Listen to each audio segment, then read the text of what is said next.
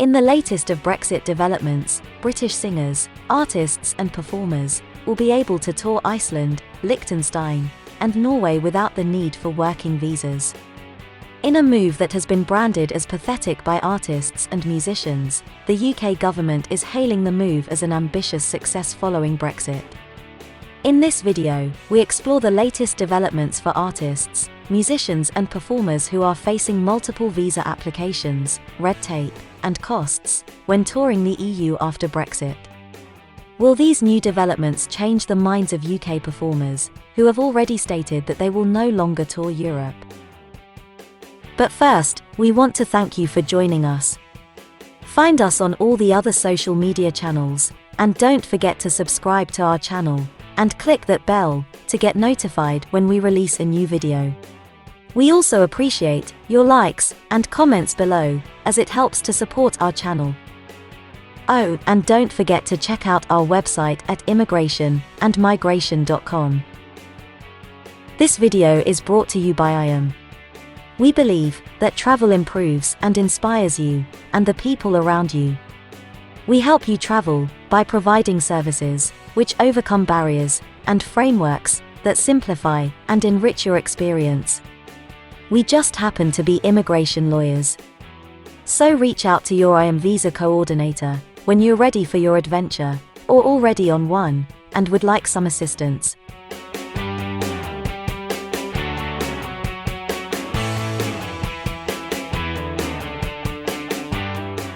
As a result of Brexit, British musicians are required to have a work permit and visa, as well as customs documents, like carnets for their equipment, to tour in the European Union. The British government promised that it would work closely with countries across the EU to support the mobility issues of the performing sector. On the 4th of June, Culture Secretary Oliver Dowden announced that a new frontier had been opened for British musicians who want to live in Europe. Thanks to the ambitious approach to post-Brexit negotiations, British artists and their crews can now tour without visa requirements in Norway, Iceland, and Liechtenstein. The deal comes after Brexit meant performers must obtain costly permits to play in many European countries.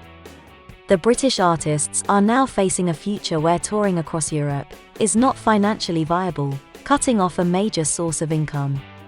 Tweeting on the 4th of June, Dowden wrote, "We've always taken an ambitious approach in negotiations on touring artists, including in my meeting with Norwegian Culture Minister Abid Raja last month. Delighted that our new trade deal with Norway, Iceland, and Liechtenstein will allow musicians, performers, and support crews to tour easily there. Iceland, Liechtenstein, and Norway are not part of the EU, but are in the European Economic Area, which follows the same free movement rules as the rest of the EU members." Touring musicians responded to Dowden's announcement as tragic and a joke. Iceland's population is roughly the same as Wigan. Liechtenstein has a similar number of residents as Wilmslow, said the Charlatans frontman, Tim Burgess. "If it wasn't tragic it would be funny," he added. However, the UK government pointed out that the deal with Iceland, Norway, and Liechtenstein was only one part of an overall effort to reopen Europe to British musicians. It added that the arrangement was based on the same UK offer that the EU turned down during Brexit negotiations last year. UK Music's chief executive Jamie Njoku Goodwin was among those who welcomed the deal. While cautioning that, "We have yet to see the final details," he said.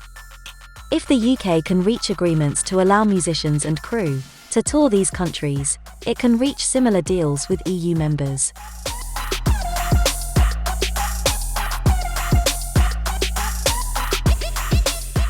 Pressure has been mounting on the government to cut the red tape holding back musicians who want to tour the EU post-Brexit. Under the terms of the deal, British bands can tour Europe for up to 90 days in a 180-day period. But shows in Portugal and Spain, for instance, will now require extra visas for paid work, while those in France, Germany, and the Netherlands will not. Transporting stage equipment and instruments across borders may also incur extra fees. Stars including Sheeran, Sir Elton John, Nicola Benedetti, and Liam Gallagher wrote to the government, demanding action on the issue in January. A month later, a House of Commons survey of musicians who had signed a petition calling for visa-free touring found that 81% of respondents said they were now likely to stop touring Europe. Non-musical performers are affected too. The National Theatre has shelved plans to tour Europe due to uncertainty over obtaining visas. Speaking to MPs in May, Mr. Dowden revealed he had spoken to every EU member state since January, and that the picture now seemed much more positive than was first thought. Further information may come to light later this week, when the House of Commons Digital, Culture, Media and Sports Select Committee questions Brexit Minister Lord Frost about the issue. What are your thoughts on this issue? Do you think it is possible to strike a visa-free access deal for musicians to the rest of EU? Talk to us in the comments section below. If you have plans to travel, check out the deals we have found in the description box below. If you need assistance with a visa to Europe, the UK, or the US, including help with securing your travel arrangements, IAM can help. For visa advice, contact your IAM visa coordinator. If you'd like to get more info on travel, visas, immigration, and citizenship, head over to immigrationandmigration.com for more free content.